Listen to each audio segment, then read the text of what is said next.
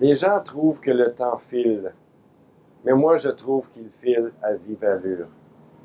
Les mois passent et deviennent des années, et l'on se retrouve là où j'en suis, avec, évidemment, plus de la moitié de ma vie derrière moi. On nous recommande de bien des manières de se garder en forme. Physiquement, ça va de soi. Intellectuellement, c'est tout aussi évident. Quand je réfléchis à cela, je me dis qu'il y a une chose bien importante. C'est de garder sa capacité à se laisser interpeller. En ce domaine-là, j'ai fait une expérience personnelle.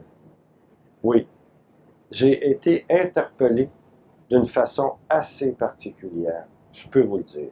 L'expérience me touchait d'autant plus qu'elle m'a mis en présence d'hommes retraités, des gens d'un autre pays, si vous voulez, avec lesquels je ressentais une certaine affinité. Il s'agissait d'ingénieurs qui, eux aussi, avaient plus de la moitié de leur vie derrière eux. Certains d'entre vous se souviendront certainement d'un événement tragique qui a fait les manchettes de l'actualité internationale il y a quelques années. Je veux parler de la centrale d'énergie nucléaire de Fukushima au Japon.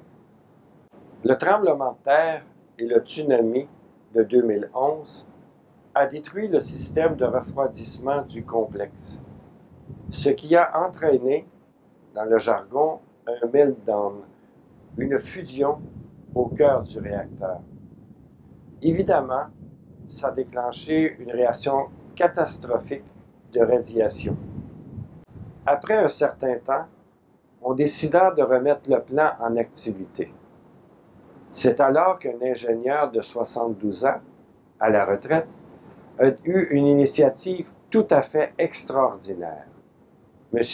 Yasuteru Yamada a décidé de faire appel à des ingénieurs retraités comme lui pour constituer une équipe de bénévoles pour remplacer les jeunes ingénieurs qui devaient rentrer au travail.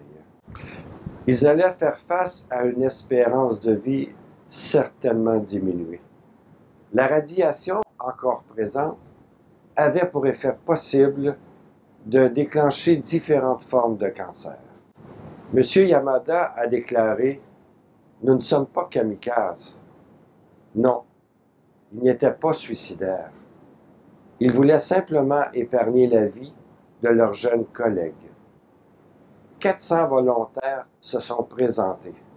Un chanteur et 2 cuisiniers ont décidé de se porter volontaires pour joindre le groupe et d'aider à leur manière.